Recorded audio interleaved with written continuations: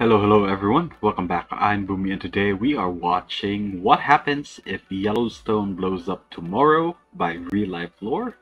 Yes, the Yellowstone caldera is probably the most famous volcano right now. This is one of those things where if it blows up, it will be a civilization threatening event. And yeah, I've seen a couple videos where it gets really bad, but well, that is most of the case for like super volcanoes. We get into things like a volcanic winter. This is basically when the ash is spewed up so far up the atmosphere that it blocks out the sun, causing a global cooling. And aside from that, we're probably gonna get like earthquakes, a lot of really bad earthquakes. But I think the volcanic winter thing is the most civilization threatening, simply because it will affect most if not all of the croplands that we have globally. So we're probably gonna end up doing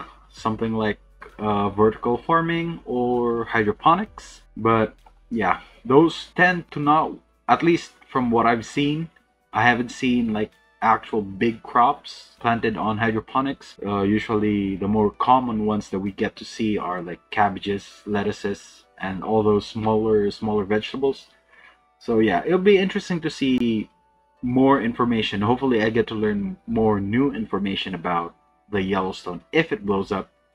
But if not, that's perfectly okay. I like me some apocalyptic stuff, so if you have some that you want me to check out, leave them down in the comments. But yeah, let's get on to this. So remember, if you like my reactions, don't forget to leave a like. Let me know your thoughts on the video down in the comment section below, and consider subscribing. I am trying to get to 1,000 subs this year, hopefully.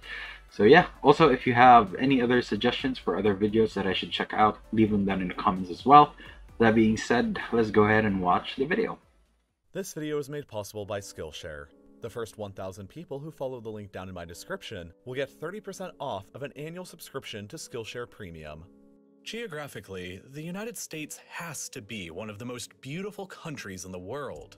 From the Grand Canyon to the Rocky Mountains to the beaches on 2 of the world's oceans and beyond. The list just goes on and on. There's so many beautiful parts of the United States that the country established its own National Park Service back in 1916 in an effort to help maintain and protect them. Total, I would have to agree. The service is now in charge of 63 of these protected areas, and when combined together, they cover an area of 85 million square kilometers, which is roughly the same size as the entire country of Germany. One of the most famous of these U.S. national parks is Yellowstone.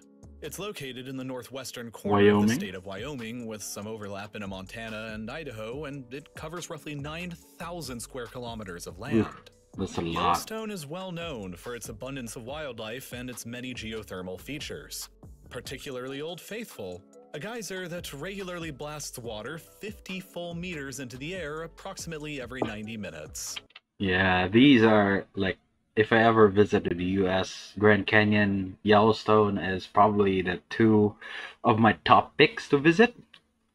And I have to agree, the US does have a lot of beautiful places. Over 4 million people visit the park to take in all of these sights every year, but Yellowstone is harboring a dangerous secret. It's located just atop a slowly ticking time bomb. Yep. The largest supervolcano, not only on the North American continent, but also anywhere on the planet right now. Really? I didn't know it was the largest one. And that's why it's always touted as a ticking time bomb, because we've heard this mentioned before that Yellowstone is way past its due to blowing up, so it could happen anytime. And yeah, has a bit of a troubled past. You see, the Yellowstone caldera that we know today was actually formed by several titanic volcanic eruptions that took place a long, long time ago.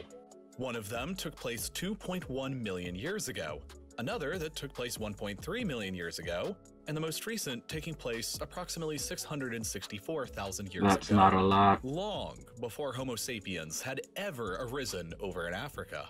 The last of those, that surrounds the Yellowstone Lake, ended up ejecting so much material during the blast that it left a 55 by 80 kilometer depression in the ground that we now know today as the current Yellowstone caldera. And each of these three colossal events is what is known geologically as a super eruption, meaning that on the Volcano Explosivity Index, they would all be listed as a magnitude 8 or higher, and at a minimum, at least 1,000 cubic kilometers of material was ejected during the most recent blast. Even our own Pinatubo didn't stack up to that. And Pinatubo was one of the more famous ones that had an effect globally. Which is, well, insane to comprehend, because that would basically be enough volcanic ash, lava, and other material to bury the entire state of Texas 1.5 meters deep. Yep. If we look at the geological history of Earth, we know that on average, the planet suffers from one of these supervolcanic blasts roughly once every 100,000 years. The most recent such occurrence was the New Zealand Lake Taupo volcano, which blew up approximately 26,500 years ago. But by looking at the history of the Yellowstone eruptions specifically, a disturbing pattern begins to look like it's emerging. The second most recent explosion took every 800,000 years? 800,000 years after the third most recent, while the most recent one happened about 636,000 years after that. It's getting lesser. And as mentioned previously, this most recent event happened 664,000 years ago, which is 28,000 years longer than the time between these two most recent explosions. This is one of the biggest reasons why Yellowstone in particular often receives so much attention in the global press. However, experts and scientists have repeatedly assured the public that an eruption at Yellowstone anytime in the near future is exceedingly unlikely, and the volcano's current status is dormant. Based on over 30 years worth of research, the evidence gathered suggests that while, yeah, it's theoretically possible, a mega eruption isn't likely to happen any time within the next 10,000 years. Keep in mind that on the geologic timeline, it took roughly 800,000 years between event number 3 and event 2, which is 136,000 years longer than we've gone now since event 1. But that's not really any fun. If Yellowstone defied all of the odds and blew up today anyway, how bad would it actually be? Let's do some speculation. The whole Yellowstone volcanic system itself is huge. Like, it's way bigger than you probably think it is. For example, the magma chamber that lies underneath the national park today is estimated to be a single connected chamber that is 60 kilometers long, 29 kilometers wide, and 8 kilometers deep, and holds an absolutely absurd amount of molten lava. This chamber is fed by a gigantic plume of molten rock that wells up from hundreds of miles beneath the Earth's surface. And fascinatingly, as this magma rises up into the chamber and cools, the ground above will periodically rise and fall. And because of this, the elevation of ground within the Yellowstone Park will fluctuate up or down by a few inches a year. Now, before any massive eruption would take place, it would very likely be preceded by a huge amount of seismic activity. Basically a warning sign that something really bad was about to happen. Many seismologists estimate that there could be substantial earthquakes preceding any blast at Yellowstone that would last for weeks or even months beforehand as rock below gets broken up by magma as it surges further and further up towards the surface. Here, pressure would continue building and building and building and with increasing intensity until, with nowhere left to go, the magma would explode through the ground in a cataclysmic eruption, with debris getting flung as high as 24 kilometers up into the stratosphere. Damn. Shortly afterwards, the lava flows themselves would engulf the surrounding area, and anywhere inside a range of 65 kilometers from the epicenter would be in danger of becoming literally buried in lava, which is basically the entire territory of the national park itself. Beyond this immediate danger of burning, the blast would eject 1,000 cubic kilometers of material up into the sky, creating a type of umbrella cloud expanding evenly in all directions and darkening the skies over most of the North American continent. This cloud would rain down toxic volcanic ash Yeah. across the entire mainland United States.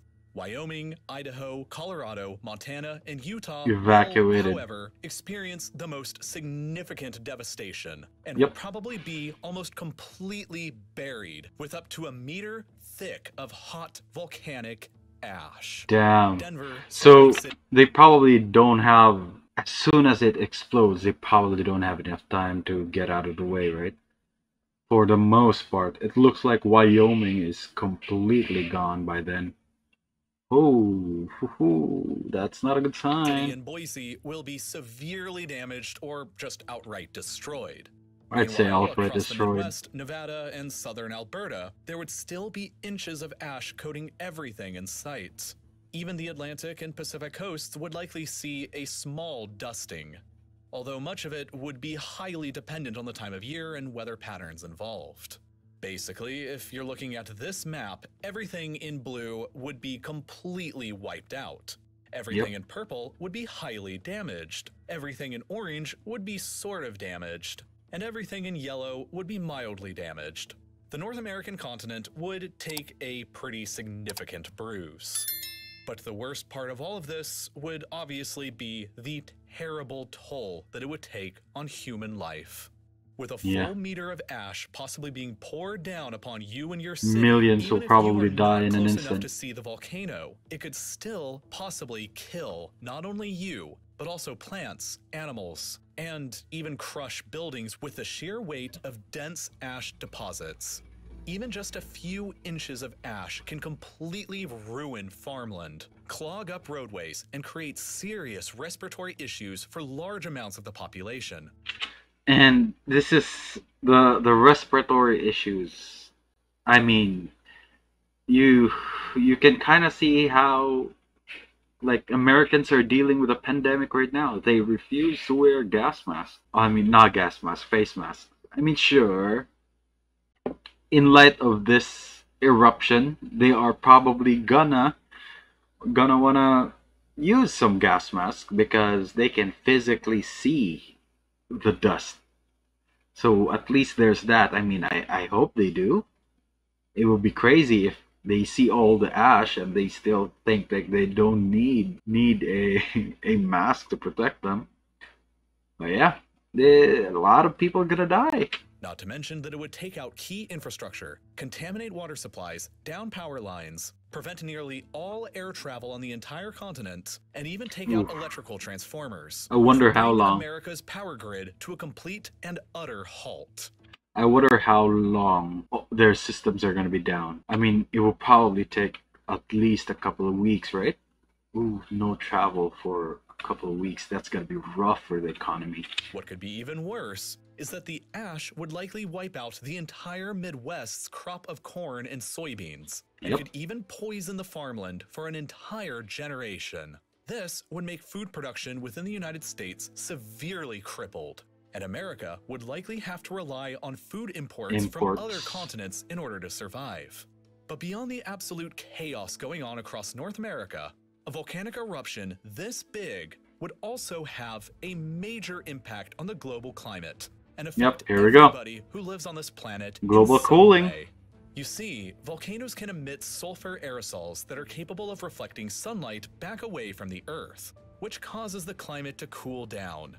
For example, most recently, when Mount Pinatubo erupted in the Philippines in 1991, it's not Pinatubo, it's Pinatubo. It's estimated that it cooled the planet by an entire 1 degree for at least a few years. And that's not to mention the Great Tambora eruption. Yeah, I'm pretty sure that's Pinatubo, not Pinatubo. 1815. That eruption, which was rated as a Category 7 on the Explosivity Index, is believed to have cooled the planet enough to damage crops around the world, potentially even causing several severe famines in certain areas. There was even snowfall during the month of June in the eastern half of the United States that year, as it became known as the year without a summer. These eruptions, however, were relatively tiny events when compared to what a supervolcanic Yellowstone eruption might look like. Although it's hard to say with any kind of certainty, scientists estimate that with the amount of material that would be ejected into the atmosphere, the planet might cool by as much as 10 Oh, damn. degrees for an entire Damn. decade following Decade. the cataclysmic eruption at Yellowstone. I mean, if you don't already know, I like my climate cooler because it's so damn hot here in the Philippines, but 10 degrees cooler for 10 years? Actually, that might be okay for me. That sounds selfish, but I'm down with it. I've always wanted to move into cooler climate. Obviously, a change in the climate that huge would cause a global catastrophe, as crops around the world would be affected, likely endangering the lives of hundreds of millions of people and doing untold amounts of damage. FEMA, the U.S. Federal Emergency Management Agency, even published a rough estimate on what it thought the total damage cost to the United States would be in the event that Yellowstone ever actually blew. In that 3 report, trillion. That sounds small. $3 trillion in damages, or almost 14% of the entire United States GDP. That sounds small. Yeah, Yellowstone blowing up like this would be really, really bad for everybody. But it's more than likely not gonna actually happen during any of our lifetimes unless one of you becomes immortal. Because if you look at the frequency of the last 3 big eruptions, the odds of one happening in any given year are roughly 0.0001%, which is actually lower than the odds of civilization getting wiped out by an asteroid. So, this isn't really a problem that you have to worry too much about right now. Really now? Maybe there's another problem or challenge that you are facing right now. Okay, this is Skillshare. Yeah, this is gonna be a Skillshare thing. Yep, okay, I will skip that one. Yeah, really interesting video, as per usual by RealLifeLore. I mean, I did not expect it to be that low. I keep hearing that it's overdue for eruption, but that may be from another source. I can't remember where I heard that before, or even if it was Yellowstone, but I'm pretty sure that was Yellowstone, because I was hearing, I think I was watching super volcano videos back then, and I keep, as far as I can remember, I keep hearing that Yellowstone is way past overdue. But then again, even if it is past overdue, that doesn't mean that it has a high chance of erupting. I mean, we have the data to back it up. So yeah, I guess I'll trust that this won't happen in my lifetime. Man. But yeah, that's gonna be a really bad thing overall. Like I said, I personally would appreciate the 10-degree cooling, but I'm pretty sure that I'm alone on that sentiment. The farmers probably won't like me hearing that. I mean, saying that, but hey, it is what it is. It's so damn hot here. I wish that it was cooler. I mean, we have our air conditioner there, but that is just temporary. As soon as I'm out of my grandma's house, I'm back to my old fan. Back to hot rooms again.